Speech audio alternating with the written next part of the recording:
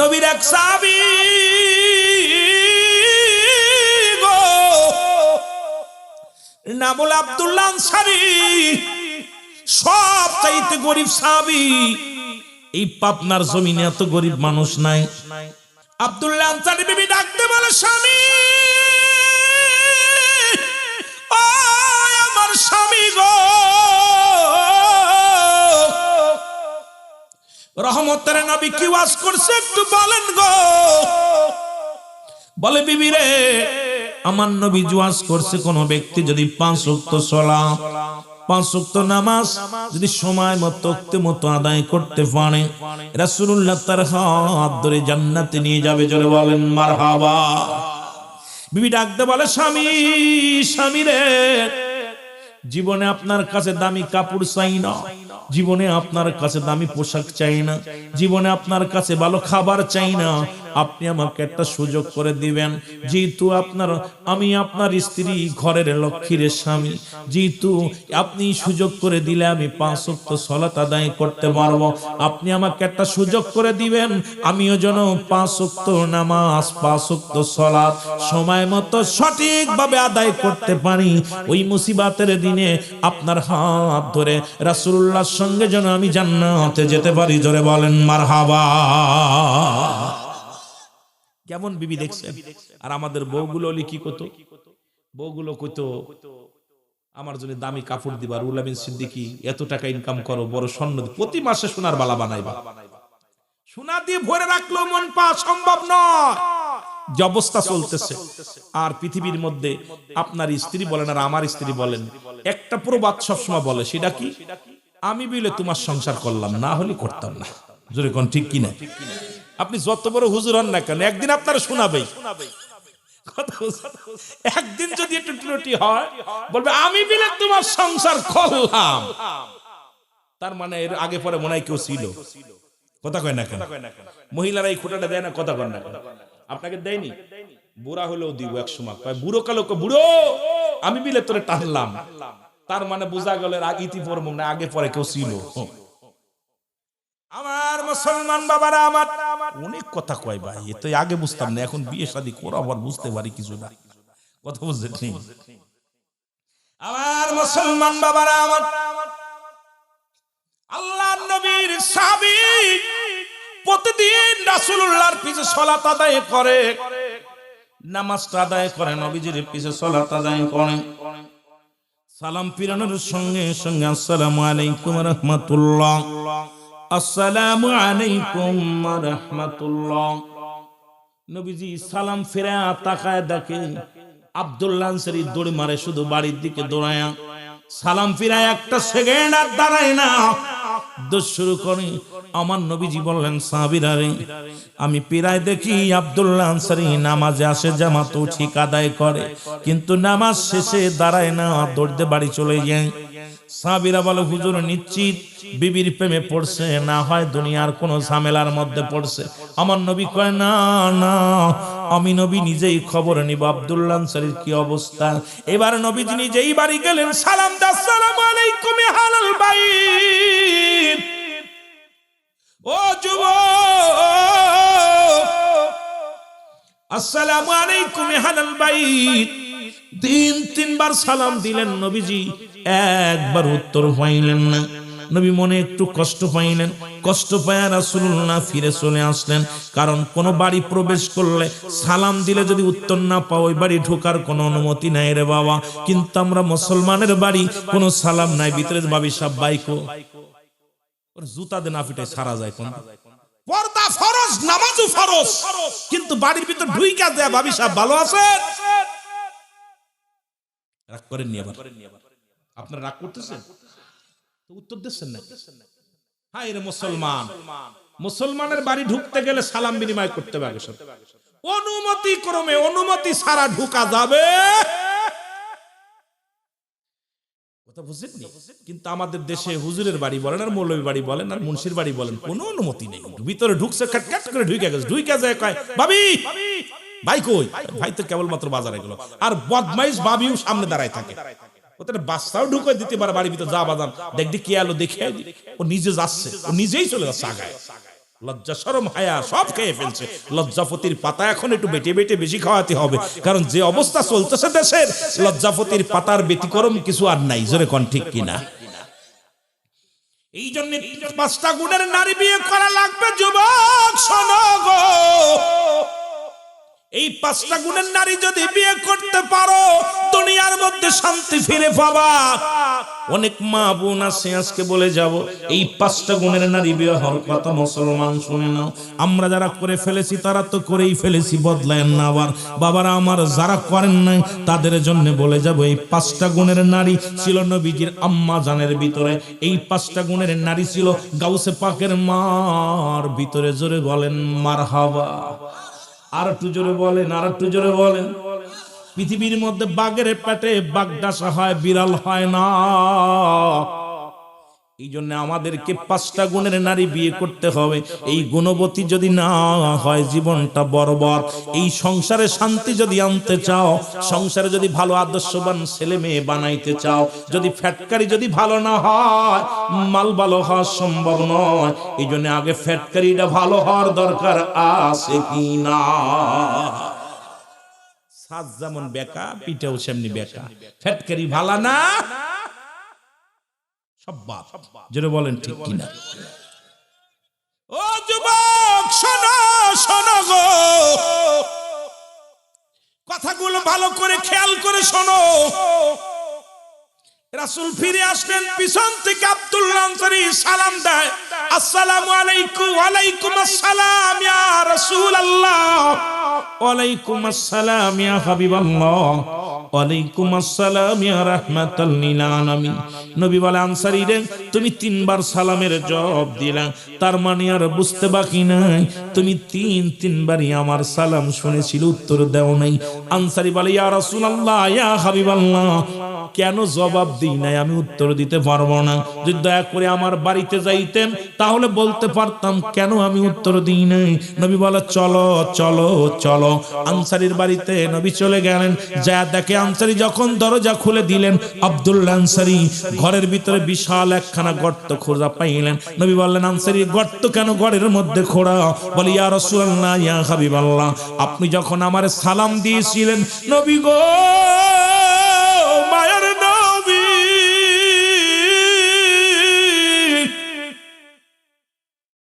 যখন আপনি আমার সালাম দিয়েছিলেন তখন আমি গর্তের মধ্যে উলঙ্গ অবস্থায় বসেছিলাম। নবী গো, এই কারণে আপনার সালামের জবাব আমি দিতে পারি নাই। নবী বলে, আনসারী রে, কি শুনাইলা? বলে, ইয়া রাসূলুল্লাহ ইয়া হাবিবাল্লাহ, আমাদের স্বামী স্ত্রী মিলা একখানা কাপড়। যখন আমি কাপড়খানা পরিধান করে নামাজে চলে যাই, যখন মুয়াজ্জিন আযান দেয় আল্লাহু আকবার, আল্লাহ মহান, আল্লাহ বড়, আমি তখন আর স্ত্রী থাকতে পারি না, পাগলের মতো ছুটে যায় জামাতে, ইয়া রাসূলুল্লাহ ইয়া হাবিবাল্লাহ। আবার নামাজ শেষ করে বাড়ি আসি, কারণ আমার বিবি আমার কাছে দাবি করছে আমি যেন 5 ওয়াক্ত নামাজ পড়ার সুযোগ তৈরি করে দিই। ইয়া রাসূলুল্লাহ ইয়া হাবিবাল্লাহ, আমি যখন ওইবার নামাজ শেষ করে বাড়ি আসিয়া কাপড়খানা খুলে দিই, আমার বিবি ওই কাপড় পরে নামাজে দাঁড়াইছিল। আমি উলঙ্গ বসে থাকার কারণে আপনার সালামের জবাব দিতে পারি নাই। আমার নবী চোখের পানি ছেড়ে কান্দার আনসারী আয় রে আয়, আমি নবী কথা দিলাম রে, আমি নবী কথা দিলাম রে, ইয়াউমাল কিয়ামতের ময়দানে আমি নবী তোর হাত ধরে তোদের স্বামী স্ত্রী দুজনকে জান্নাত নিয়ে যাব। জোরে জোরে চিল্লায়া বলা যাবে না মারহাবা। মদিনা যাইতে পারলাম না, মদিনা দেখতে পারলাম না, মহব্বতে বলেন মদিনা যাইতে পারলাম না, মদিনা। আমি অসহায় তাই এত দূরে রই, আমি অসহায় তাই এত দূরে রই, দূর থেকে সালাম জানাই, বলো দূর থেকে সালাম জানাই মদিনা। মহব্বতে বলেন মদিনা দেখতে পারলাম না, বলো মদিনা যাইতে পারলাম না, মদিনা। মদিনার নাম কত মধু,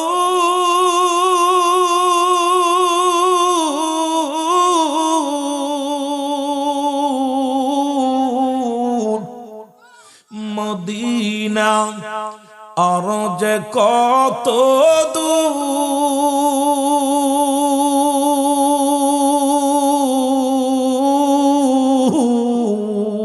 ওই মদিনার পথের দুলি, বলো ওই মদিনার পথের দুলি মাকুতে পারলাম না, মদিনা যাইতে।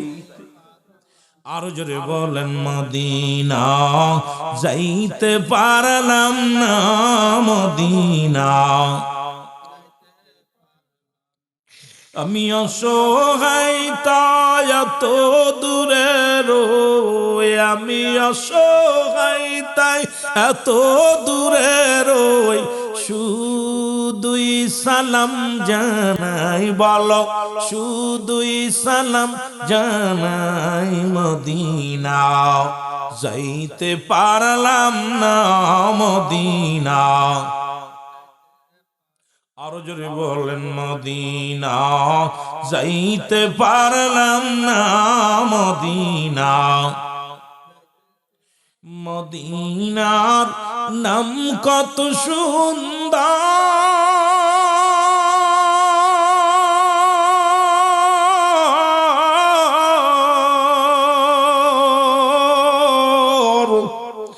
মদিনা কেরে সে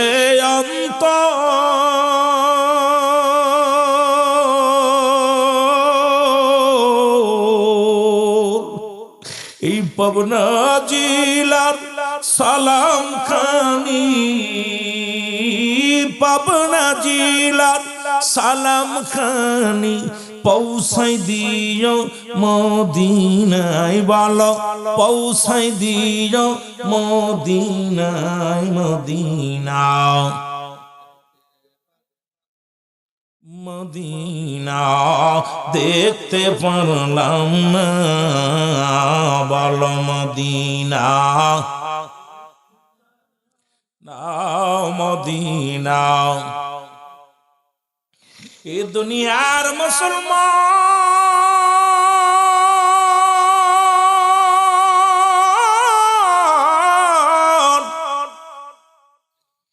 আমি আপনাদেরকে জানাতে চাই রে, এই পাবনা জেলার মধ্যে এমন কোন গরিব নাই যিনি এক টুকরা কাপড় আছে রে যে ভিক্ষা করে খায়, তার 4-5টা কাপড় আছে।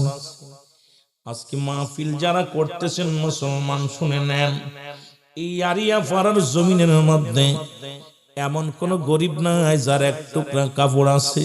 কিভাবে নামাজের দোহাই দেবেন বাবা, আমি পড়বো না রে মুসলমান।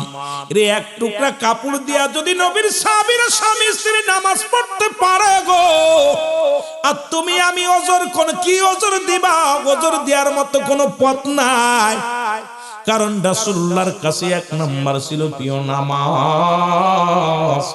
নবীর উম্মত বলে দাবি করতে হলে 1 নাম্বার আমাদের কাছেও প্রিয় হওয়া লাগবে নামাজ। জোরে বলেন ঠিক কিনা? 2 নাম্বার নবীর কাছে প্রিয় ছিল তার উম্মতগণ। মারহাবা বলেন। এর নবীরে মানেন, নবীর উম্মত বলে দাবি করেন তো? দাবি করেন না? নবী কয় হায়াতি খায়রুল লাকুম, আমার হায়াতের জিন্দেগিটা আমার উম্মতের জন্য কল্যাণ স্বরূপ। আবার আমার নবীজি কি বলে শোনো, নবীজির কথাগুলো একটু কান দিয়া শুনে নাও। নবী বলেন হায়াতি খায়রুল লাকুম, আমার হায়াতের জিন্দেগিটা ওই 63 বছরের জিন্দেগিটা আমার উম্মতের জন্য বড় কল্যাণ স্বরূপ। কারণ আমি দুনিয়ার মধ্যে আসলাম, আমার উম্মতের সঙ্গে কথাবার্তা বললাম, উম্মতের সঙ্গে চলাফেরা করলাম, উম্মতিরা যেমনি সংসার ধর্ম করলো আমিও এমনি করলাম, উম্মতিরা যেমনি শাদী করলো আমিও এমনি করলাম। এখন বাবারা আমার নবী, আবার আমার নবী দুনিয়া থেকে চলে গেছেন। নবী কি কয় শোনো বাবা, নবী কয় ফাতি খায়রুল লাকুম, আমার ওফাতটা আমার উম্মতের জন্য কল্যাণ স্বরূপ। ও মামায়াতি খায়রুল লাকুম, নবী আমার উম্মতিরা রে, এই দুনিয়া থেকে আমি নবী বিদায় হয়ে গেলাম আমার উম্মতের কল্যাণের জন্য। কারণ পৃথিবীর মধ্যে যদি কোন উম্মত ভালো কর্ম করে, আজকে যেমন এই ভালো কর্ম করছেন, টাকা পয়সা খরচ করে জান্নাতের বাগান সাজাইছো, নবী প্রশংসা করে আমার আল্লাহর দরবারে। আমার মুখের কথা না, রাসূল বলছে মুসলমান শুনে নাও, মামায়াতি খায়রুল লাকুম আফাতি খায়রুল লাকুম, আমার নবীর মুখের কথা হনো, আমার আব্বার কথা নয়, আপনার বাবা মায়ের কথা নয় রে মুসলমান শুনে নাও। নবী বলে আমার উম্মতিরা রে, এই দুনিয়ার মধ্যে কোন উম্মত যদি ভালো কর্ম করে, আমি নবী প্রশংসা করি আমার রব্বে কারীমের দরবারে। আমার আল্লাহ অমুক গ্রামে অমুক ব্যক্তি সালাত আদায় করেছে, আল্লাহ এই মুসলমান শুনে নাও, শুনে নাও, অমুক ব্যক্তি কোরআনের মাহফিলে বসেছে, আমি প্রশংসা করি আমার রব্বে কারীমের দরবারে। আবার যদি কোন উম্মত গুনাহের কাজ করে, যদি কোন উম্মত দুনিয়ার মধ্যে অন্যায় করে গো, নবী কয় সঙ্গে সঙ্গে আমি নবী ইস্তিগফার করি আমার আল্লাহর দরবারে, ও আল্লাহ অমুক গ্রামে অমুক ব্যক্তি গুনাহ করেছে, তুমি তারে মাফ করে দাও। আমার নবীর পাগলেরা শোনো, এই নবীর কাছে দ্বিতীয় নাম্বার পেয়েছিল তার উম্মতগণ। নবী উম্মতের জন্য মাফ চায় আল্লাহর কাছে। এই দুনিয়ার মধ্যে অন্যায় করে ছেলে, মাফ চায় বাবা, অন্যায় করে গ্রামের ছেলে, মাফ চাই চেয়ারম্যান মেম্বার যাইয়া। এমন নবীর উম্মত হইলাম, ভুল করে আমার আমরা ভুল করি আমি আপনি, মাফ চাই আমার নবী। এই নবীর পক্ষে থাকার দরকার আছে কিনা? জোরে জোরে চিল্লায়া বলা যাবে না, আছে কিনা? রে আমার মনের যন্ত্রণা কল্পনা, নবী যাব আমি সোনা, বলো যাব আমি সোনার মদিনায়, বলো যাব আমি, আর জোরে জোরে বলেন না, এর যাব আমি সোনার মদিনায়, ও নাই গো যাব আমি সোনা। আরে আমার মনের যন্ত্রণা কল্পনা, নবী যাব আমি সোনা, এর যাব আমি সোনার মদিনায়। একটা জীবন বন্ধ রাখবেন, আল্লাহ দিছে জবান, জোরের মদিনায় যেতে চান না আপনারা? আর রব্বে কারীম যদি কবুল করে ফেলে, আর গরিব হইলে তো আল্লাহ কখন নবীজিকে যেন স্বপ্নে দেখায় দেয়, জোরে বলেন না মারহাবা। এর যাব আমি সোনার মদিনায়, বলো যাব আমি, নাই গো যাব আমি সোনা, আমার মনের জল্পনা কল্পনা, নবী যাব আমি সোনা। এর নবীজি কেউ ভালোবাসি, মনটাই আমার অনেক খুশি, নবীজি কেউ ভালোবাসি, এর নবীজি কেউ ভালোবেসে তৃপ্তি মেটে নাও, বলো নবীজি কেউ ভালোবেসে, না গো যাব আমি সোনার, বলো যাব আমি সোনার মদিনায়, বলো যাব আমি, না গো যাব আমি সোনার। রে আমার মনের জল্পনা কল্পনা, নবী যাব আমি সোনার। এর নবীর প্রেমে এত জাদু ডাকিলে মনে হয় মধু নবীর প্রেমে এত জাদু ডাকিলে মনে হয় মধু এই মধু কোথাও মেলে না বলো এই মধু না গো যাব আমি সোনা বলো যাব আমি সোনার মদিনায় বলো যাব আমি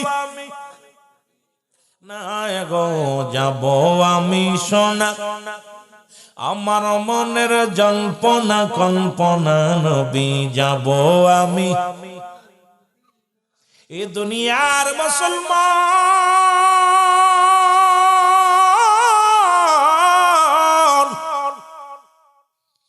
এর নবীর কাছে 2 নাম্বার পেয়েছিল তার উম্মতগণ আজকে পাখির মতো গুলি করে সেই উম্মতের কেমনে মারো গো এর নবী জীবনের চাইতে তার উম্মতের ভালোবাসে নবী নিজে না খাইয়া পেটে পাথর বাঁধছে উম্মতের মায়ায় জীবনে কোনোদিন আরামে ঘুমায় না উম্মতের বেদনায় আজকে এক মুসলমান হয়ে আর এক মুসলমানকে কেমনে গুলি চালাও কেমনে তা এক মায়ের বুকের সন্তান কেড়ে নাও কেমনে মানুষ ঘর দরজা আগুন দিয়ে পুড়ায়া দাও কেমনে আজকে দুনিয়ার মধ্যে যুবক বড্ড কষ্ট হয় রে যদি নবীর গুণে গুণান্বিত না হও তুমি কিসের মুসলমান তুমি কিসের ইমানদার কিসের মুমিন বলে দাবি করবা নবীজির কাছে 2 নাম্বার পেয়েছিল তার উম্মতগণ আজ থেকে আপনি আপনার কাছে আমার আর এক মুসলমান ভাই নিজের আপন ভাইয়ের চাইতে 70 গুণ মহব্বত করা লাগবে তাকে জীবনের চাইতে অধিক পরিমাণ ভালোবাসা লাগবে কারণ যখন আপনি মারা যাবেন ওই লাশের খাটেখানা আপনার ভাই ধরবে ওই প্রতিবেশী আপনার জানাজায় শরীক হবে ওই আপন জনের আপনার কবর খনন করবে বাঁশ কাটবে মুসলমান এই দুনিয়ার মধ্যে ইলহাম দিবে জানাজার গোসল করাবে আপন জনেরা আজকে কেমনে হইয়া তুমি মুসলমান হয়ে মুসলমানের বুকে গুলি চালাও মুসলমান হইয়া মুসলমানকে হত্যা করো মুসলমান হইয়া মুসলমান মারো তুমি কেমন ইমানদার কেমন মুসলমান বড় কষ্ট হয় রে বাবারা আমার আমি আপনাদের কাছে বলে যাই ও যুবক বন্ধুরা আমার 2 নাম্বার পেয়েছিল আমার নবীর কাছে মুসলমানের এক মুসলমান উম্মতগণ 3 নাম্বার আমার নবীর কাছে পেয়েছিল তার বিবিগণ জোরে জোরে চিল্লায় বলো মারহাবা এর 3 নাম্বার পেয়েছিল তার বিবিগণ এই পৃথিবীর মধ্যে যুবক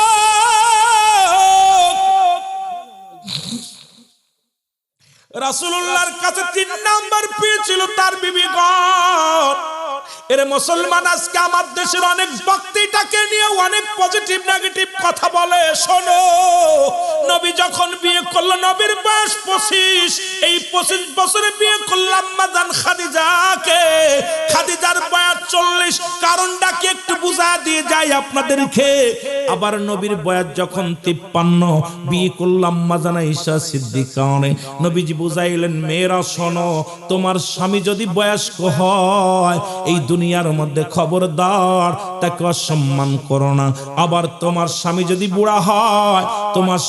বুড়া হয় আম্মা জান খাদিজা নবীকে এত ভালোবাসতেন আমার নবীর এত ভালোবাসতেন পৃথিবীর মধ্যে কোনোদিন অবহেলা করেন নাই স্বামীর বয়স কম বলে কখনো তারে অবহেলা করেন নাই নবীজি যখন জান্নাত জাহান্নাম দেখে আসলেন নবীজি আসিয়া আম্মা জান আয়েশা সিদ্দিকারে বলে আয়েশা রে শোনো জাহান্নামের মধ্যে দেখলাম 99% জাহান্নামী মহিলারা আগুনের মধ্যে দাও দাও করে জ্বলে আমার নবীজি বলা পর আম্মা জান আয়েশা সিদ্দিকা বলে ইয়া রাসূলুল্লাহ ইয়া হাবিবাল্লাহ কেন নবী বলেন ওই সমস্ত মেয়েরা স্বামীকে লানত দিত নবীজি বলার পর আম্মা জান আয়েশা সিদ্দিকা বলে ইয়া রাসূলুল্লাহ ইয়া হাবিবাল্লাহ লানত কারে কয়, লানত কাকে বলে একটু বুঝতে চাই।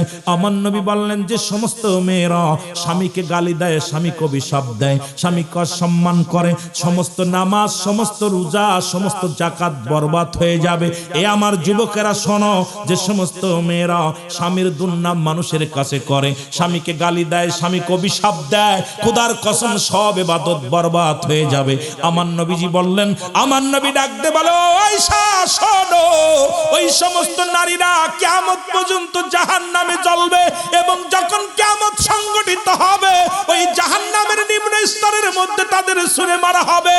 কারণ স্বামীর লানতকারী নারীরা আজকে আমার দেশে প্রতিনিয়ত হুজুর বলেন, মৌলবী বলেন, ওই মহিলারা অভিশাপ না দিয়ে থাকতে পারে না, শুধু অভিশাপ আর গালিগালা, মানুষের কাছে বদনাম। স্বামীর দুর্নাম যদি কোনো ব্যক্তি করে আল্লাহর কসম বিনা হিসেবে সে জাহান্নামে যাবে। এই জন্য বাবা আমার নবীজি প্রথম বিয়ে করলেন খাদিজাকে, খাদিজার বয়স তখন 40। আমার নবীর কত ভালোবাসে দুনিয়ার মধ্যে আমার বাবারা, আমার নবীজি খাদিজার জন্য চোখের পানি ফেলতো। আবার যখন বিয়ে করলেন নবীর বয়স যখন 53 বয়স হলো, আম্মা জান আয়েশা সিদ্দিকার বয়স তখন 7 অথবা 9। এই 9 বছরে বাসর হয় রে বাবা। শুনে নাও, শুনে নাও, আমার নবীকে বুড়া বলে কোনোদিন গালি দেয় নাই, আমার নবীর কোনোদিন অবজ্ঞ করে নাই, অবহেলা করে নাই। এই জন্য আমার দেশের বাবারা যারা আছেন, এই জন্য আমার নবীজি উম্মাতের শিক্ষা দেওয়ার জন্য করে গেলেন কি কাজ, ইসলামের বিধানগুলো শিখায় গেলেন। এই জন্য বললাম হায়াতি খায়রুল লাকুম। এইটার যদি বিশ্লেষণ করি বাবা, আজকে সারা রাত কেটে যাবে। সুতরাং গভীর মনোযোগ। কয় মিনিট দেরি, 5-7 মিনিট পরে দিচ্ছি একটু, যেহেতু আসেন 5-6 মিনিট পরে ছেড়ে দিচ্ছি, যেহেতু 10টা পর্যন্ত 45 বাইজা গেছে, আর মাত্র কয় মিনিট আমি আসি। আমার বাবারা, আমার বন্ধুরা, আমার শোনে নাও, আবার নবীজি দুনিয়ার মধ্যে মাটি কাটলেন, মাটি টানলেন। আমার আগের বক্তা বলছে আল কাসিম হাবিবুল্লাহ, দিন মজুরি মেহনতকারীর আল্লাহর বন্ধু। আমি কানে শুনেছি ওয়াজটা, আমার বাবারা আমার শুনে নাও। রাসূল বললেন, কারণ নবী নিজে মাটি কাটলেন, কোন আমার উম্মতিরা যদি কোনোদিন কেউ কর্মজীবী হয়, দিন মজুরি হয়, যেন কষ্ট না পায়। আমার নবীজি মাটি টানছে, আমার নবী বকরি পালন করেছে। আমার নবী কিসের জন্য? যাতে আমার উম্মতিরা যদি কেউ গরিব হয় সেজন্য মনে কষ্ট না পায়। আবার নবী একটা কাপড় গায়ে দিছে যার দাম হলো 42,000 দিরহাম। পৃথিবীর কোন রাজা বাদশা পড়তে পারে নাই। পৃথিবীর মধ্যে তুমি যদি ধনী হও, তুমি এমপি হও, তোমার ভিতরে যেন অহংকার না আসে। আমার নবী তালিযুক্ত কাপড় পরেছে, আমার নবী রাজত্ব করেছে, আমার নবী প্রধানমন্ত্রী ছিল, আমার নবী রাষ্ট্র চালাইছে। রাষ্ট্র চালানোর ভিতরে নবী কোনোদিন ফকর আনে নাই। আর আমার দেশের এমপি মন্ত্রী, আমার দেশের মুসলমান চেয়ারম্যান মেম্বার হইলে ওদের সীমানায় যাওয়া যায় না। জোরে বলেন ঠিক কি না? আর একটু জোরে জোরে চিল্লায় বলেন ঠিক কি না? আমার বন্ধুরা, আমার গভীর মনোযোগ, আমার বাবারা আমার, আমি আপনাদেরকে এই জন্য করজোরে অনুরোধ করে যাব, আমার নবীজির ভিতরে নবীর সঙ্গে মেশাল দাও। নবীকে বলছে বায়ানাত, উত্তম ব্যবহার, উত্তম আখলাক, উত্তম চরিত্র। যা রাসূলুল্লাহর ভিতরে ছিল তোমার ভিতরে কেন আসবে না? তুমি নবীর উম্মত বলে দাবি করলে নবীর আখলাক চরিত্রগুলো আপনার আমার ভিতরে আনার দরকার আছে কি না? নবী মনে হয় প্যাকেট সিগারেট খাইতো, কথা কোন খাইতো, গাঁজা খাইতো, মদ খাইতো, আমরা খান কি? এই মিয়া, নবীর উম্মত বলে দাবি করতে হলে নবী মনে দাড়িগুলো চাইছে ফেলতো, তাই না? কথা কয় না? নবী মনে বেগানা নারী নিয়ে ঘুরে বেড়াইতো, কথা কয় না? নবীকে ঘুষ খাইতো, সুদ খাইতো, আমি খান। আমি আশ্চর্য হয়ে যাই, নবীর উম্মত বলে দাবি করবেন অথচ নবীর চরিত্র, নবীর আদর্শ আপনার ভিতরে নাই। আপনি কিসের নবীর উম্মত? ফিরাউনের কারণের বংশ পরিচয় দেয়াই ভালো। জোরে বলেন ঠিক কিনা? ফিরাউন নমরুদ কারণের মতোই আমার বাবারা দুনিয়ার মধ্যে, কারণ আমার রাসূলুল্লাহর আদর্শ যদি না থাকে আমার ভিতরে, আমি কিসের মুসলমান? রাসূলুল্লাহ আমার নবীজির ভিতরে দেখেন না, খালি যাতে আমার উম্মত যখন কষ্ট না পায়। সব হালাত আমার নবীজির ভিতরে, কখনো রাজ্য চালাইছে, কখনো প্রজা, কখনো রাজা। ঠিক কিনা? ঠিক কিনা? আবার আমার দেশের কিছু মৌলবীরা ওয়াজ করে, নবী 70 তালি কাপড় গায়ে দিছে। আরে মুন্সি, রাসূলুল্লাহ 70 তালি গায়ে দিয়েছে ঠিক আছে, কিন্তু আমার রাসূল যে একটা জামা গায়ে দিয়েছে যার দাম ছিল 42,000 দিরহাম, যা পৃথিবীর কোন রাজা বাদশা পড়তে পারে না। মারহাবা বলেন না। সুতরাং আমার নবীর ফকির বানাইলা বাদশা বানাও, নবী তো হালাতু ছিল। সুতরাং রাসূলের ভিতরে এই আদর্শগুলো থাকার পিছে একটাই কারণ, কোন উম্মতের ভিতরে যেন বিনয় হয়, কোন উম্মতের ভিতরে যেন অহংকার না আসে। কারণ 3 শ্রেণী মানুষ জাহান্নামে যাবে। নাম্বার 1 পিতামাতার নাফরমানি সন্তান, 2 নাম্বার হলো এতিমের মাল ভক্ষণকারী, 3 নাম্বার হলো অহংকারী মানুষ। এই অহংকার যাদের ভিতরে হিংসা ঢুকে যাবে, আজকে সমাজের মধ্যে এই মানুষগুলো সব পতন ঘটবে। আল্লাহু আকবার বলেন। আমার ভাইরা, আমার বন্ধুরা, আমার যে কথাগুলো আমি বলতেছিলাম, দিলের কান্ডা লাগা শোনো। রাসূলুল্লাহর কাছে 2 নাম্বার পেয়েছিল, 3 নাম্বার পেয়েছিল তার বিবিগণ। আজ থেকে কারুর বড় হাত ধরে টানবো না, কোন কারুর বোর দিকে নজর লাগাবো না। ফেসবুক খুললেই দেখি এর বউ নিয়ে যাচ্ছে, ওর বউ নিয়ে যাচ্ছে, এর বউ নিয়ে যাচ্ছে। বড় কষ্টরে মুসলমান, আর বউথে বিদেশে গেলে আসে তো আর বউটা পাওয়া যায় না। জোরে কোন ঠিক কিনা? আমার অবস্থা, দেশের অবস্থা, এই জন্য 5টা গুণের নারী বিয়ে করা লাগবে। নাম্বার 1, আজকে সময় নাই, তাড়াতাড়ি আলোচনার মধ্যে ঢুকি মুসলমান, শুনে নাও। নাম্বার 1 নাম্বার হলো যিনি পৃথিবীর মধ্যে মুসলমান বাদশা পয়গম্বর সুলাইমান, উনি যখন বিয়ে করবে উজিরকে ডাকতে বলে, উজির আমি শাদী মুবারক করব, কিন্তু আমার রব্বে কারীম তো 5টা গুণের নারী বিয়ে করতে বলেছে, তুমি খবর লাগাও এই 5টা গুণের নারী যদি পাই তাহলে বিয়ে করব। আগামীকাল মহিলা মাহফিল আছে, একটু টাচ দে যায়, কাজে লাগবে রে মুসলমান। 3টা আমল করলে মেয়েরা নাচতে নাচতে জান্নাতে যাবে, যদি সময় পায় আমলগুলো বলে যাব রে মুসলমান। কারণ 1-2 ঘন্টা আলোচনায় কিচ্ছু নয়, এরম 4-5 ঘন্টা নিয়ে আপনাদেরকে কিছু কথা বললে বোঝাইতে পারতাম যুবক বাবারা আমার। এর নবীজি বললেন, মুসলমান শোনো, পয়গম্বর সুলাইমান কি কয়, শোনো, বিয়ে করবে 5টা গুণের নারী দেখো, যদি নারী পাও সারা অন্ত পৃথিবীর খলিফা সুলাইমান পয়গম্বর অল পৃথিবীর মধ্যে 5টা গুণের নারী পায় না। এখন আপনাদের ভিতরে এই 5টা গুণের নারী পাবেন বলে আমার বিশ্বাস হয় না, কারণ পাবনা জেলায় আছে বলে আমার বিশ্বাস হয় না। ভালো করে লিখে নাও। 1 নাম্বার গুণ হলো এই পৃথিবীর মধ্যে 1 নাম্বার হলো সতীত্বর আমানতদারি। জোরে বলো মারহাবা। আরো জোরে না, আসতে না, জোরে কইবা। 1 নাম্বার হলো সতীত্বর আমানতদারি। এখন খালাতো ভাই, মামাতো ভাই, ফুফাতো ভাই সর্বনাশের মূল।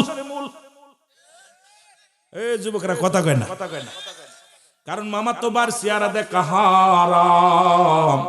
কোন মুফতি যদি ফতোয়া দেওয়া শুনি আসো কিতাব আমার কাছে, মুসলমান খালাতো ভাইয়ের চেহারা দেখা হারাম, মামাতো ভাইয়ের চেহারা দেখা হারাম, চাচাতো ভাইয়ের চেহারা দেখা হারাম। এই হারামকে হালাল বলার কোনো একতারা নাই। তুমি মুসলমান বলে দাবি করো, অথচ মামাতো ভাই খালাতো ভাই একই জায়গা ঘোরাঘুরি করো, এ দুনিয়ার মধ্যে সম্পূর্ণ হারাম। হারামকে হালাল বলার কোনো মুফতি নাই, কোনো মুহাদ্দিস নাই। মুসলমান শুনে নাও, এই ওয়াজগুলো শুনলে অনেকে কষ্ট পায়, অনেকে বলবে সিদ্দিক সাবাইয়া আমাদের বিরোধিতা করো। মা শোনো, একটা মাহফিল করে যদি একজন মানুষ হেদায়েতের মধ্যে আসে, এই মাহফিলটা সার্থক হবে। একটা মানুষ যদি নামাজি হয়, একটা মানুষ যদি খারাপ কাজ থেকে ভালো হয়, তাহলে এই মাহফিলটা রব্বে কারীমের দরবারে কাজে লাগবে। নয়তো আইলাম আর গেলাম, ভবে কিছু পাইলাম না। 1 নাম্বার হলো সতীত্বর আমানতদারি, 2 নাম্বার হলো পর্দাশীলতা নারী। আরো জোরে, আরো জোরে। এ যুবক, 2 নাম্বার হলো পর্দাশীলতা নারী। আজকে নামাজ যেমন ফরজ, পর্দা তেমনি ফরজ। কইতেছিলাম নবীর গুণে গুণে, নবীর ভিতরে নবীর কাছে 5টা জিনিস প্রিয় ছিল, বলতে যা ফিরে আসি মনে রাখবেন। পরে 3 নাম্বার হলো 2 নাম্বার হলো পর্দাশীলতা নারী, 3 নাম্বার হলো আমলধারী নারী। জোরে জোরে চিল্লায় বলো মারহাবা। তিন নাম্বার হলো আমলদারি নারী। এই তিনটা যদি আমলদারি নারী যদি একবার সংসারে আইসা যায়, দেখবেন সংসারের ভিতর সুখ আর শান্তি। জীবনে আপনাকে বলবেন আমাকে পাবনা নিয়ে যাও, আমাকে পাগলা ঘর দেখাও। জীবনে তাকে মোটরসাইকেল উঠানো সম্ভব হবে না, জীবনে ঘর থেকে বাইর করা সম্ভব হবে না। ওই নারী চাইবে, বলবে স্বামীরে আমাকে পর্দা করতে দাও, আমাকে পর্দার ঘর খিলাফ করায় না, আমাকে আমল করার সুযোগ দাও। মুসলমান শুনে নাও, 2 নাম্বার হলো পর্দাশীলতা নারী, 3 নাম্বার হলো আমলদারি নারী, 4 নাম্বার হলো গুণবতী রূপবতী নারী। জোরে জোরে চিল্লা বলো মারহাবা। এই গুণবতী নারী আর গুণবতী রূপবতী নারী যদি বিয়ে করতে পারো, বছরকে বছর বিদেশে পড়ে থাকো, জীবনেও স্বামীর হক নষ্ট করবে না, জীবনেও শ্বশুর শাশুড়ির হক নষ্ট করবে না, জীবনে ভাইয়ে ভাইয়ে ফিতনা বাঁধাবে না, দুনিয়ার মধ্যে কাউকে কষ্ট দিবে না, এই মহিলার আওয়াজ বেইবেরার বাইরে যাবে না। এই গুণবতী রূপবতী নারী জীবনে বেপরদায় চলাফেরা করবে না। বাবার এই গুণের গুণান্বিত যদি নারী বিবাহ করতে পারো, দুনিয়ার মধ্যে সংসারের মধ্যে শান্তি আর শান্তি আসবে। জোরে জোরে চিল্লায়া বলা যাবে না মারহাবা। 5 নাম্বার হলো, এই 5 নাম্বার হলো আজ থেকে প্রতিজ্ঞা করব, আদর্শবান বাবা মায়ের সন্তান। এখান থেকে প্রতিজ্ঞা করব, কোন গাঁজাখোরের মেয়ে বিয়ে করব না, কোন মদখোরের মেয়ে বিয়ে করব না। কোন মুসলমান শোনো, ইয়াবাখোর, গাঁজাখোর, মদখোর, ঘুষখোর, সুদখোরের সঙ্গে কোন আত্মীয়তা করব না। এই গ্রামে কে কে সুদ খায় আপনারা জানেন, এই গ্রামে কে কে ঘুষ খায় আপনারা জানেন, এই গ্রামে কে কে সুদের সাথে কারবার, কার কার ঘুষের সাথে কারবার, কে কে মুসলমান মাদক খায়, কে কে মুসলমান শুনে নাও, এদের সঙ্গে আত্মীয়তা করবেন না। দেখবেন এই সমাজ বাঁচানোর জন্য কোন এমপি লাগবে না, কোন মন্ত্রী লাগবে না, কোন মৌলবী লাগবে না। এই সমাজকে বাঁচানোর জন্য আমার যুব সমাজ যথেষ্ট। জোরে জোরে বলেন ঠিক কিনা? সুন্দরী চামড়া দেখে ভুলা যাবে না। এখান থেকে প্রতিজ্ঞা করবে, একজন ভ্যান চালকের মেয়ে বিয়ে করব, তবু হারামখোরের সঙ্গে আত্মীয়তা করব না। কোন সুদখোর, কোন ঘুষখোর, কোন লম্পট, এই পৃথিবীর মধ্যে মাদকখোর, গাঁজাখোর, বাবাখোর, এদের সঙ্গে কোন আত্মীয়তা করব না। আজ থেকে প্রতিজ্ঞা করেন, এই সমাজ যদি সোনার সমাজ না হয়, সুশীল সমাজ না হয়, 1 বছরের ভিতরে আমার কাছে বুঝে নেবেন। আজ থেকে প্রতিজ্ঞা করেন যে আমরা এই সমাজ থেকে এগুলো তাড়িয়ে দেব। যুব সমাজই পারে সমাজকে বাঁচাতে। জোরে বলেন ঠিক কিনা? আজকে যুব সমাজ ওগুলো সব বন্ধ করো, বন্ধ করে দিয়ে আসো, দিনের পথে ফিরে আসো। দিনের পথে ফিরে আসলেই তোমরা কামিয়াব হবা। আমি এই জন্য বললাম, এই 5টা গুণের নারী যদি বিয়ে করতে পারো, প্রতিজ্ঞা করবা যে আল্লাহ, প্রয়োজন হলে একজন ভ্যান চালক, রিক্সা চালক, দিনমজুরি বিয়ে করব, তবু ওই ঘুষখোর, সুদখোরের সঙ্গে কোনো আত্মীয়তা করব না, গাঁজাখোরের সঙ্গে কোনো আত্মীয়তা করব না, মদখোরের সঙ্গে কোনো আত্মীয়তা করব না। রাজি আছেন সবাই? রাজি আছেন? জোরে বলেন, রাজি আছেন? তোরা তো মিথ্যা কথা বলতেছিস, সবগুলা হাসতে। তোরা তো মিথ্যা কথা বলতেছিস, ভুলে যাবি, সকালবেলা ভুলে যাবি। কারণ বাজার তোদের পায়ে ধরে বলে যায়, মাদককে দূর করতে হলে যুব সমাজের আমাদের আগে আসতে হবে। ঘুষ, সুদ, ব্যভিচার থেকে বাঁচার একটাই পথ যুব সমাজ। এই যুব সমাজ যদি ন্যায়ের পথে থাকে, মসজিদটাকে আঁকড়ে ধরে, সমাজ বাঁচানোর জন্য যুব সমাজকে আমাদেরকে আগায় আসার দরকার আছে কিনা? আরো জোরে বলেন, আছে কিনা? বুড়া মানুষকে কি করব? আমার ভাইজানরা, আমরা বুড়া হয়ে গেছি। এখন তোমরা যুব সমাজ, এই যে যুব সমাজের উদ্যোগে আজকে মাহফিল, যুবকদের উদ্যোগে মসজিদ উন্নয়ন প্রকল্পের মাহফিল, এই যুব সমাজ আগায় আসলে সব যেটা হবে না বলতে শব্দ নাই, সব করা সম্ভব। আল্লাহর রহমত থাকবে। জোরে বলেন ঠিক কিনা? আরো জোরে বলেন ঠিক কিনা? সুতরাং আমার নবীজির কাছে 4 নাম্বার প্রিয় ছিল সুগন্ধি জিনিস। মারহাবা বলেন না? রাসূলুল্লাহর কাছে 4 নাম্বার প্রিয় ছিল কি? সুগন্ধি জিনিস। তাহলে আজ থেকে আমরা বিড়ি সিগারেটকে না বলবো। জোরে বলেন ঠিক কিনা? আরো জোরে বলেন ঠিক কিনা? রাসূলুল্লাহর আমার নবী কি গাঁজামদ খাইছে? তারি খাইছে? ইয়াবা খাইছে?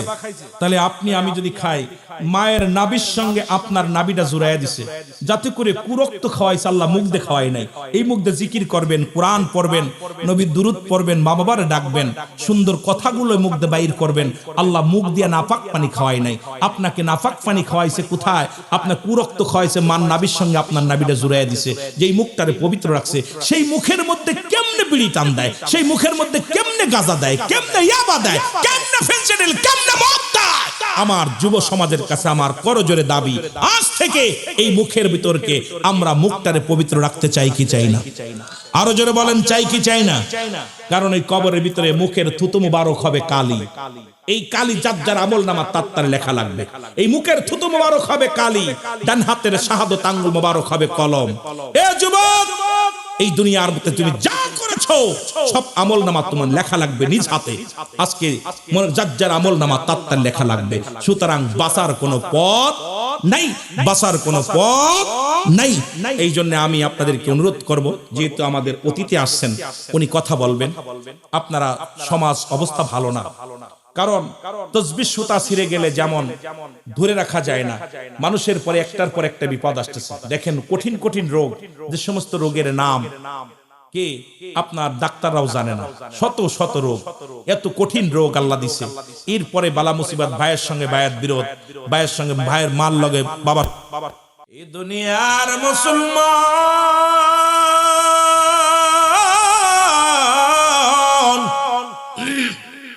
যে কথাগুলো বলতেছি দিলের কান্ডা লাগে, শোনো গো। যে তোর দুইটা টাইমে মানুষের মৃত্যু হয়, পৃথিবীর মধ্যে আসার একটা সিরিয়াল আছে, যার কোন সিরিয়াল নাই। দেখা যায় বাবা জিন্দা, সন্তান দুনিয়ার মধ্যে নাই। দেখা যায় দাদা জিন্দা, নাতি দুনিয়ার মধ্যে নাই। সন্তানের লাশ বাবার কাঁধে, বাবার লাশ সন্তানের কাঁধে। ওরে যুবকেরা, আজকে সন্ত্রাসী যারা করিয়া মানুষ হত্যা করো, গোপনে একবার যায় খবর নিও। যারা আজকে ওখানে মানুষ হত্যা করো, গুলি করো, যারা মানুষকে দিবালয়ে মারো, একবার খবর নিয়ে দেখবা মায়ের হাজারি, বাবার হাজারি। ওরে বিধবা বিবির কান্না, সন্তান হারা বাবা হারা সন্তানের কান্না। পৃথিবীর মধ্যে তুমি তো দুনিয়া থেকে একজনের বুক খালি করে দিলা, কিন্তু তুমি একবার খবর নিয়ে দেখো তার বিবি কেমন হাজারি করে দুনিয়ার মধ্যে, তার মা কেমনে হাজারি করে দুনিয়ার মধ্যে, তার বাবা কেমনে হাজারি করে দুনিয়ার মধ্যে। তুমি এই কষ্টটা যদি একবার দেখতা, আমার মন বলে দুনিয়ার মধ্যে সন্ত্রাসী করতে পারতা না, কোন মায়ের বুকে গুলি চালাইতে পারতা না। কারণ এই পৃথিবীর মধ্যে যে মায়ের সন্তান চলে গেছে, সেই মার কান্না আকাশ জমিন বাড়ি হয়ে যায়। সেই বাবার কান্না আকাশ জমিন বাড়ি হয়ে যায়। যেমনি ভারী হতেছে আমার হাদি ভাই, গতকালকে বিদায় নিয়ে গেছে মুসলমান উসমান গনি হাদি, পরিবারের শোকের ছায়া নেমে গেছে মুসলমান। তুমি আমি বুঝতে পারছি না। বিবি জানে স্বামী হারানো বেদনা, ছোট্ট মেয়েটা জানে, সেই মেয়েটা জানে বাবা হারা বেদনা, মা জানে সন্তান হারা বেদনা, বোন জানে ভাই হারা বেদনা। এই জন্য যারা সন্ত্রাসী করো, একবার খবর নিও। ওই মরা বাড়ির কাছে যায়, একবার গোপনে যা খবর নিবা, দেখবা সেই করুণ কান্না। এই কান্না যদি তোমার হৃদয় না কাঁদে ও মুসলমান, এই পৃথিবীর মধ্যে তোমার বুকের ভিতরে যদি কান্না না আসে, আমি মনে করি তোমার মতো সিমর এই পৃথিবীর মধ্যে আর কেউ নাই। জোরে বলেন ঠিক কিনা? এর সন্তানের লাশ বাবার কাঁধে কত ভারী। ওই যে বাবা সন্তানের লাশ বহন করেছে, ওই বাবা জানে সন্তানের লাশ কত ভারী। বাবারে জিগাইবেন, বাবা বলবে এই দুনিয়ার মধ্যে এত ভারী বস্তু আমি কোনোদিন গ্রহণ করি নাই। আমার দাদু ভাইয়েরা আমার বাবারে জিগাইলে যেমনি বলবো, সন্তানের জিগাইলে এমনি বলবো রে মুসলমান। এই জন্য পৃথিবীর মধ্যে আসার কোন সিরিয়াল নাই, যা মশা আসার সিরিয়াল আছে, যার কোন সিরিয়াল নাই। আমি মাঝে মাঝেই কথাটা বলি, পৃথিবীর প্রথম পোশাক পরিধান করেছো অন্যের হাতে, আবার জীবনের শেষ পোশাকটা পরবা অন্যের সাহায্যে। এই হলো আমার আপনার জীবন। কেন এত মস্তানি, কেন এত জমিদারি, কেন এত ফালাফালি, কেন এত মুসলমান অহংকার? নিজের কাপড় পরিয়া নিজে কবরে যাওয়ার ক্ষমতা আল্লাহ দেয় নাই। কারণ জীবনের প্রথম পোশাক, প্রথম লজ্জাস্থান ঢেকেছে অন্যের সাহায্যে মুসলমান। আবার জীবনের শেষ পোশাক পরাইবে আপনার অন্য মানুষে। সুতরাং সব ছেড়ে দিয়ে সরল সঠিক পথে চলার দরকার আছে কি না? মহব্বতের সঙ্গে দুরূদ শরীফ পড়েন আল্লাহুম্মা। ভাই আর একটু সাউন্ডটা বাড়া রাখেন ভাই, কত টানছে কম। দাদু ভাই একটু মহব্বত উচ্চ কণ্ঠে। ওয়ালা আলি মাওলানা মহব্বত বলেন আল্লাহুম্মা সাল্লি আলা। আওয়াজটা সুন্দর করেন, অনেক সুন্দর সেট, মিষ্টি আওয়াজটা মিষ্টি করেন। ওয়ালা আলি সাইয়্যিদিনা মাওলানা। এই দুনিয়ার মুসলমান,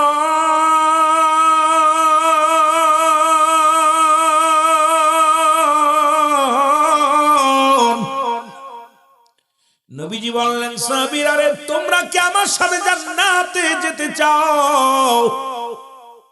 এখন আমি আপনাদেরকে জানতে চাই, রাসূলুল্লাহর সঙ্গে কে কে জান্নাতে যেতে চান? একটু হাত দুখানা তুলে দেখান। মারহাবা বলেন, আর একটু জোরে বলেন মারহাবা। নবীজি কথা দিলেন, যে ব্যক্তি 5 ওয়াক্ত সালাত, 5 ওয়াক্ত নামাজ সময় মতো আদায় করতে পারবে, আমি নবী ওয়াদা করলাম, আমি নবী কথা দিলাম রে, আমি নবী তার হাত ধরে জান্নাতে নিয়ে যাব। এখন যদি বলি কে কে আমরা আজকে 7 সালাত আদায় করেছি, অনেক কম হাত উঠবে। যদি মাগরিব আদায় করেছি, যদি বলি কম উঠবে রে মুসলমান। এর নামাজ আপনার জন্য ফরজ, ওয়াজ শোনা নফল বন্দেগী, না শুনলে গুনাহ হবে না। কিন্তু নামাজ যখন ছেড়ে দিবে, ও যুবক শোনো গো, 1 ওয়াক্ত নামাজ কাজা দিলে 80 খুতবা পরিমাণ জাহান্নাম, যার 1 খুতবা পরিমাণ হলো 2,88,00,000 বছর। আপনার আমার জীবনে যত নামাজগুলো ছুটে গেছে, এই নামাজের হিসাব যদি রব্বে কারিম ধরে, আমার মন বলে বাঁচা সম্ভব না। জোরে জোরে চিল্লায়া বলা যাবে না, ঠিক কি না? ও যুবক, এরা যেহেতু নামাজের প্রতি গুরুত্ব কেন নবীজি দিছে শোনো গো। এর 2টা টাইমে মানুষের মরণ হয়, একটা হলো রাতের বেলা, একটা হলো দিনের বেলা। দিন শুরু করেছে আমার আল্লাহ নামাজ দিয়া, রাতও শুরু করেছে আমার আল্লাহ নামাজ দিয়া। বাঁচার কোনো পথ নাই রে যুবক। ওরে মুসলমান, দিনের শুরু হলো ফজর, বান্দা 2 রাকাত সুন্নাত নামাজ তুমি আদায় করলাম। নবীরে ভালোবাসো, নবীর জন্য পাগল, নবীর জন্য দেওয়ানা হয়ে গেছো। আর মুখের দাড়িগুলোর মধ্যে বারে বারে শেপ লাগায় দাও, আর দুনিয়ার মধ্যে খ্রিস্টানের মতো চলাফেরা করো। রে মুসলমান, দাইমি সুন্নাত হলো দাড়ি মোবারক রাখা। আজকে সেই দাড়ির মধ্যে খুর মুসলমান হয়ে লাগায় দাও। বড় কষ্ট হয়, বড় কষ্ট হয়, কথাগুলো না বললে নয়। এবার নবীর প্রেমিক যদি হতে হয়, 1 নম্বরে নামাজ আদায় করার দরকার আছে কি না? এখন যদি নবীর উম্মত বলে দাবি করতে হয়, এর নবীর কাছে 1 নাম্বার পেয়েছিল নামাজ। আপনার যদি আখিরি নবীর উম্মত বলে দাবি করতে হয়, যেহেতু নবীর কাছে 1 নাম্বার প্রিয় ছিল নামাজ, আপনার আমার কাছে 1 নাম্বার প্রিয় হওয়া লাগবে নামাজ। জোরে জোরে বলেন ঠিক কিনা? খুব খেয়াল করবেন কথাগুলো। যদিও আলোচনা শুরু করি নাই, সবে মাত্র ভূমিকার মধ্যে এখনো আছি, একটু দেখি ঘুরে আসি। নামাজ আল্লাহ ভালোবাসছে, নামাজ নবীজির প্রতি যত্ন করছে নামাজের এই জন্য রাতে শুরু দিছে নামাজ, দিনে শুরু দিছে নামাজ। সুবহানাল্লাহ বলেন না? আর একটু জোরে বলেন। এর মুসলমান শুনে নাও, দিনের শুরু এইবার 2 রাকাত সুন্নাত নামাজ তুমি আদায় করলা, হয়ে গেল আমার রাসূলের প্রেমিক। এবার 2 রাকাত ফরজ নামাজ তুমি আদায় করলা, হয়ে গেলে তুমি আল্লাহর গোলাম। এখন আল্লাহকে যারা খোদা বলে মানে সে কেমনে ফজরের নামাজ কাজা দেয়? আল্লাহকে যারা একমাত্র স্রষ্টা বলে জানে কেমনে সে ফজরের নামাজটা কাজা দেয়? আমার বুঝি আসে না আব্বাজান, বড় কষ্ট হয়। এবার রাতের দিনের মধ্যে যদি মরণ হয়ে যায় রে, নবীও তোমারে চিনবে না, আমার আল্লাহ তোরে বান্দা বান্দি বলে স্বীকৃতি দিবে না। কারণ তুই তো ছিলি বেনামাজি, উদাসীনী, কারণ তুমি ছিলে মাস্টার ইবলিসের দলের লোক। তুমি তো আমার রাসূলের পক্ষেও ছিলে না, তুমি তো আমার আল্লাহর গোলাম হিসেবেও ছিলে না। তুমি যখন মৃত্যুবরণ করবা, তোমার মৃত্যুটা হবে কার তরিকায় বুঝি আসে না। ওরে মুসলমান, না ফাইলা আল্লাহ না ফাইলা রাসূল, এই দোদর বান্দার জন্য জাহান্নাম ছাড়া কোনো গতি নাই। জোরে জোরে চিল্লায় বলা যাবে না ঠিক কি না? রাসূলুল্লাহর কাছে 1 নাম্বার প্রিয় ছিল নামাজ। জোরে বলেন না মারহাবা। নবীর কাছে 1 নাম্বার প্রিয় ছিল কি? এই যুবকেরা খুব খেয়াল করবেন, কি ছিল প্রিয়? নামাজ। এইবার দিনটা শেষ করলা যুবক, দিনের মধ্যে তোমার যদি মরণ না হয়, ওরে রাত্রে মরণ হবে, এর মধ্যে কোনো সন্দেহ নাই। কত মানুষ বিদেশে গেছে, ঢাকা থেকে কফিন হইয়া বিদেশ থেকে কফিন লাশ বাড়ি আসছে রে মুসলমান।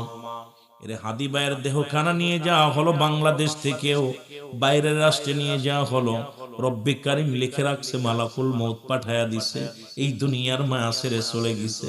সুতরাং কখন কোন হালাতে কার মৃত্যু হবে কেউ বলতে পারি না রে রব্বে কারিম।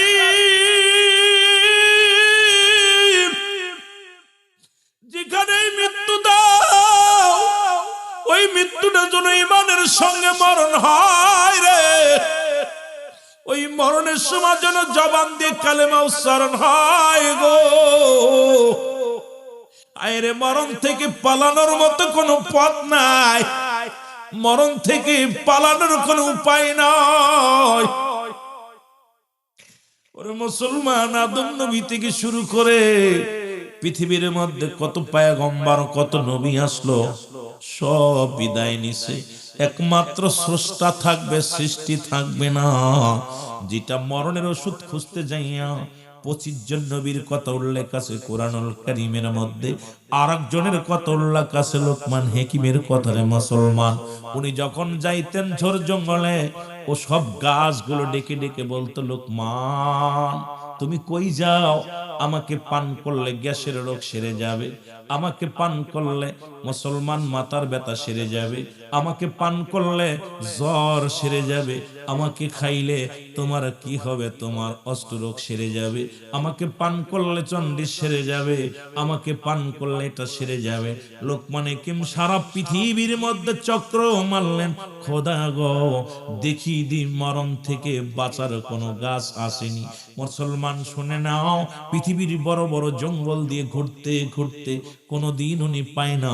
সব গাছের কলদে যখন গাছের পাশ দিয়ে যাইত, সব গাছ ডেকে ডেকে বলতো, লোকমান হাকিম তুমি পৃথিবীর মধ্যে রব্বি কারিম তোমাকে এত এই বড় ডক্টর বানাইয়া দুনিয়ার মধ্যে পাঠাইলো আমার আল্লাহ, আমাকে পান করলে আমার ব্যবহার করলে এই রোগের ওষুধ ছাড়বে, এই রোগের সেরে যাবে, এটা সেরে যাবে, এটা সেরে যাবে। লোকমান হাকিমের বড় আশা ছিল এই পৃথিবীর মধ্যে ঘুরব, দেখি পাওয়া যায় কিনা এই গাছ পান করলে জীবনে আর মরণ হবে না, অমর হয়ে থাকা যাবে। কিন্তু পাই নাই রে মুসলমান, ওনার জীবন দশায় কোনোদিন উনি পাইলেন না, এই মরণ রোগের ওষুধ পাইল না। জোরে জোরে চিল্লায়া বলা যাবে না আল্লাহু আকবার। ও মুসলমান শুনে নাও, শুনে নাও, এই পৃথিবীর মধ্যে আদম আলাইহিস সালাম থেকে শুরু করে যত পয়গম্বর যত নবী আসলো, এই দুনিয়ার মাঝে সবাই বিদায় নিয়ে চলে গেল। এ মুসলমান, আদম নবীর কাছে আল্লাহ জিবরিলকে পাঠায়া দিল। আজরাইল এসে বলে, আল্লাহর নবী। আজরাইল ডাক দিক, আসসালামু আলাইকুম আদম। ওয়াজ কই রাখলাম, মনে রাখবেন একদম ওয়ানের পড়ালেখার মতো কথা বলবো যাতে বুঝতে ভালো হয়। পল্লী এলাকার মানুষগুলো বাজানেরা, আমি এত জোরালো এত বড় আলোচক নয়, আলোচনাও করবো না, যে আলোচনা আপনাদের বুঝতে ভালো হবে, জ্ঞানের মধ্যে ঢুকবে, ব্রেনের মধ্যে ঢুকবে, সেই কথাগুলো বলে যাওয়ার জন্য চেষ্টা করব। আমার বাবার আদম আলাইহিস সালামকে সালাম দিয়া আজরাইল আলাইহিস সালাম বলে, ও আল্লাহর নবী আদম, আপনার সঙ্গে দেখা করতে এসেছি, আপনাকে যেতে হবে। আদম কয় কি বলে, তুমি কি যেতে? আদমকে জিবরিল বলে, হুজুর আপনি যদি থাকতে চান, আমি আল্লাহ বলছি আপনি থাকতে চাইলেও থাকতে পারেন আরো কিছুদিন। কয় কতদিন? কয় আপনি 10 বছর। কয় তারপরে কি হবে? মরণ হবে। বলে না হয় আপনি 50 বছর। কয় 50 বছর পরেও মরণ হবে।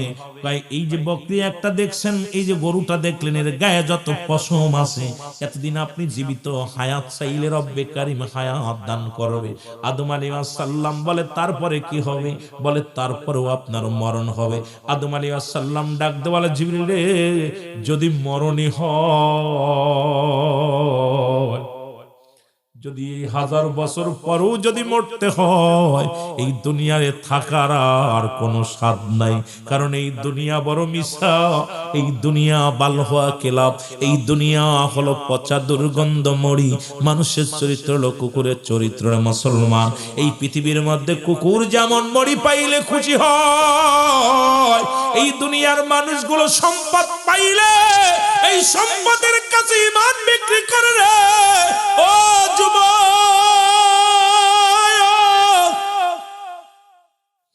ওরে সকালে ঈমান আনবে, বিকেলে চলে যাবে রে। রাত্রি ঈমান আনবে, সকালে চলে যাবে। ঠিক সেই মুসিবতের জামানায় আমরা পৌঁছে গেছি। জোরে বলেন ঠিক কিনা? আর একটু জোরে জোরে চিল্লায় বল আল্লাহু আকবার। আদম আলাইহিস সালাম কো, জিবরিল যাও যাও, আমার রব্বে কারিম রে বলো, আমি আর দুনিয়ায় থাকতে চাই না। যেহেতু 1000 বছর পরেও মরতে হবে, 50 বছর পরেও মরতে হবে, তবে মরার আগে একবার আমার রব্বে কারিমের সঙ্গে দেখা করতে চাই, আমি একটু আলাপ করতে চাই। ওই জান্নাতি ফল, এইটা বাবা আদম আলাইহিস সালামের সঙ্গে জিবরিল আমিন আগমন করেছিল মাত্র 4 বার। ও যুবক শোনো শোনো, এই দুনিয়ার মধ্যে জিবরিল আমিন রে ডাক দে, কয় জিবরিল রে, এই জান্নাতি ফল মূল খাইতে চাই। ওরে মুসলমান শুনে নাও, আমার বাবারা, আমার ওনারও মৃত্যু হয়েছে এই দুনিয়ার মধ্যে। আমার শুধু উনি নয়, ও মুসলমান, মুসা আলাইহিস সালাম রব্বে কারিমের সঙ্গে দুনিয়ার মধ্যে কথা বলেছে। রব্বে কারিমের সঙ্গে মুসা আলাইহিস সালামের কাছে জিবরিল আসছে মুসলমান 450 বার ওনার সঙ্গে আলাপ হয়েছে জিবরিল আমিনের। জিবরিল কয়, মুসা নবী গো, আপনাকে যেতে হবে। মুসা নবী কয় যেতে হবে। যদি আপনি থাকতে চান, কয় কতদিন রাখবে? কয় এতদিন। কয় যেহেতু চলেই যেতে হবে, আর দেরি নয়, যেহেতু আমার মরণের পেয়ালা পান করা লাগবে, সেহেতু আমাকে নিয়ে যেতে বলো। যাবার আগে আমি রব্বে কারিমের সঙ্গে একটু আলাপ করতে চাই। ইব্রাহিম নবীর একই অবস্থা। সব নবীগণ যখন তাদের কাছে অকশন আছে, নবী আপনি যদি কিছুদিন থাকতে চান থাকতে পারেন, কিন্তু তারপরে মৃত্যুর পেয়ালা পান করা লাগবে। এই পৃথিবীর মধ্যে একমাত্র স্রষ্টা থাকবে, সৃষ্টি থাকবে না। আমরা যেহেতু সৃষ্টি জগতের মুসলমান, আমরা কেউ থাকবো না, সবাই বিদায় নিতে হবে। জোরে বলেন ঠিক কিনা? কত ওষুধ, ডাক্তার ওষুধ কবিরা যা দেখাও দেখাও, লন্ডন আমেরিকা নিয়ে গেছো, যাও। মালাকুল মউত যখন আইসা যাবে, আমেরিকা যাইতে পারবো? মালাকুল মউত যাইতে পারবো না। মালাকুল মউত সিন্ধুক বানাইয়া আপনাদের এই যে গিলামে যে কিছুদিন আগে বগুড়া দেখলাম, ওই যে আপনার সেই গেছিলাম মস্তানগড়, যা দেখি সেই ওই যে কি যেন ভেউলা নাকি সাপে কামড়ানো।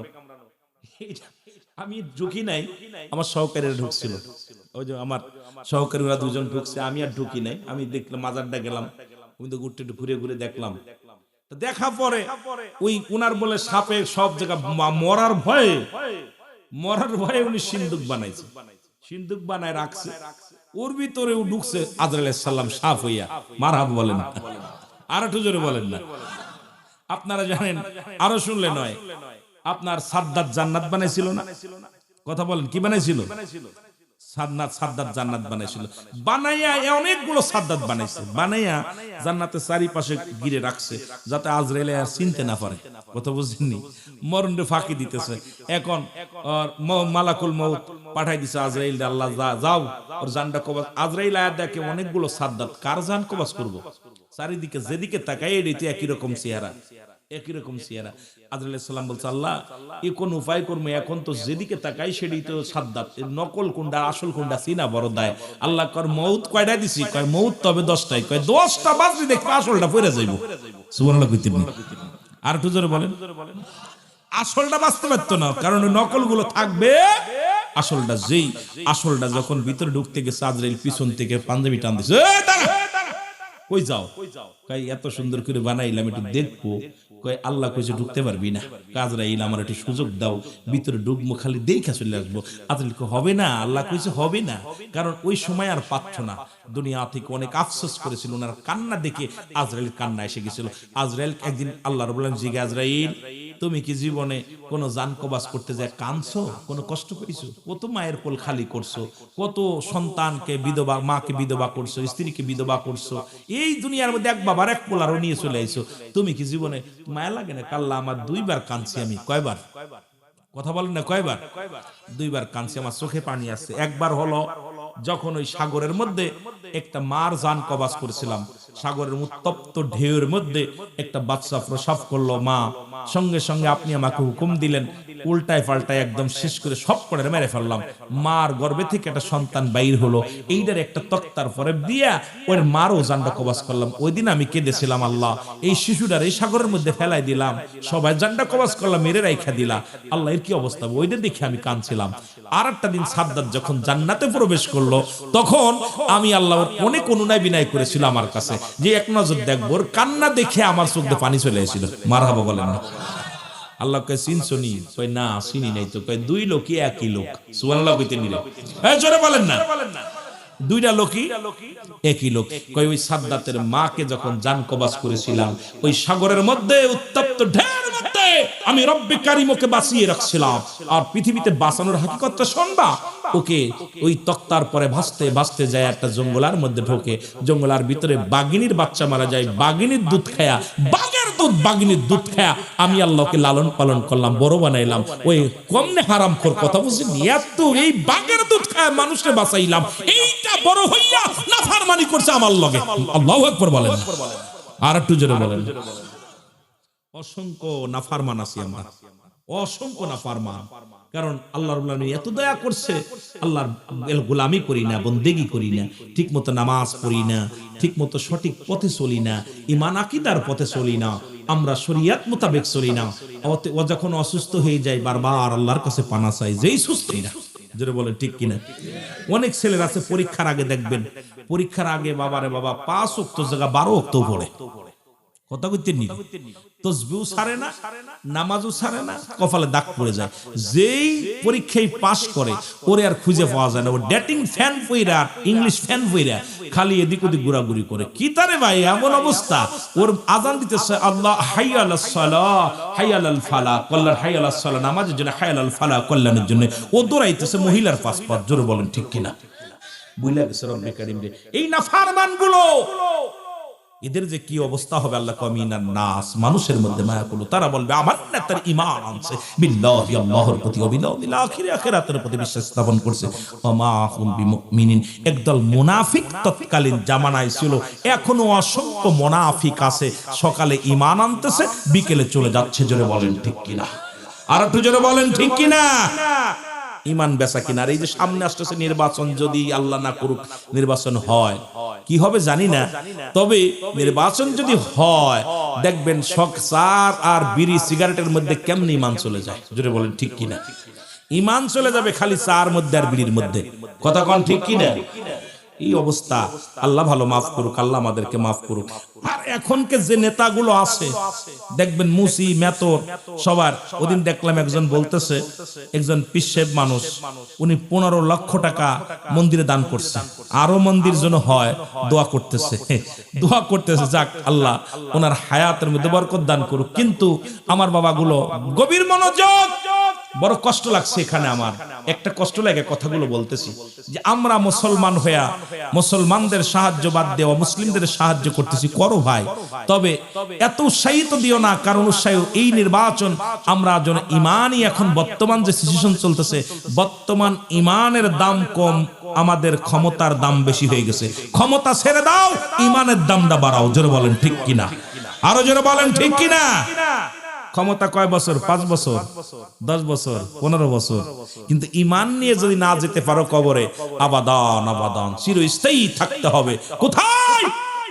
জাহান্নাম। জোরে বলেন ঠিক কিনা, কোথায় থাকতে হবে? এই জন্য আপনাদের করজোরে দাবি করে যাব ভাই, আমি বারবার বলে যাচ্ছি আপনাদের কাছে, আমি বলে যাই, আমি বলবো না কোন দলকে ভোট দেন, বলবো না কারো দল সাপোর্ট করেন, একটা অনুরোধ করব, ইমান ছাড়বেন না। যদি মৃত্যু হয়, দেখছেন আফগানের মধ্যে যখন 500 শিশু, কোরআনের শিশুদেরকে ধরে আনা হলো, ওদের বুকের ভিতর কোরআনটা এইভাবে ধরছে, ধরার পর ওদেরকে বলতে, তোমরা কোরআন ছেড়ে দাও না জীবন দিয়ে দাও। ছেলেরা বলতেছিল, যদি জীবন দিয়া দিই জান্নাত পাবো। সুবহানাল্লাহ বলেন না? কত ছোট ছোট মাসুম বাচ্চাগুলো বলতেছিল, যদি জীবন দিয়া দিই জান্নাত পাবো, আর যদি কোরআন ছেড়ে দিই আমরা জাহান্নামে যাব। সুতরাং এই কোরআনটাকে ধরে রাখছি, তোমরা গুলি চালাও। দেখা গেল 500 সন্তান দুনিয়া থেকে বিদায় করে দিছে, কোরআনটাকে বুকের ভিতরে এইভাবে আঁকড়ে ধরছে। তাদের ইমানি জোর, ইমানি পাওয়ার, ইমানি ক্ষমতার। আমাদের ইমান, এখন যদি আপনাকে 100 টাকা দিই, তাহলে পর একজনকে মেরে দিচ্ছেন, এটার নাম তো ইমান না। আহা, এই জন্যই বললাম যে আপনি একবার খবর নেন। আমার বাড়ির কাছে একজন মারা গেল, কিছুদিন আগে মেরে ফেললো। আমি, তার মা পাগল হয়ে গেছে, বাবা পাগল হয়ে গেছে, এখন আপনাদের পাবনায় হাসপাতালে আছে। এ যুবক, সন্তান হারা ব্যথা, যে মায়ের বুক খালি করলা, এই বাবার কাছে মা বাবা যে কত কষ্ট পায়, তুমি গোপনে যায় একটু খবর নিও। গোপনে যায় তুমি যাইয়া অনায়াসে যে যাকে তুমি গুলি করছো, মারছো, গোপনে যায় বাড়ির পাশে যে খবর নিও, দেখবা তারা হাজারি, তার মায়ের কান্না, তার বাবার কান্না, তার বোনের কান্না, তার বিবির কান্না, তার ভাইয়ের কান্না, তার প্রতিবেশীর কান্না, যে তারা দুনিয়ার মধ্যে কি হারায় ফেলেছে। তুমি তো একজনের গুলি করলা, কিন্তু 1000 জনকে এতিম বানাইলা, 1000 মায়ের চোখের পানি ফেলাইলা।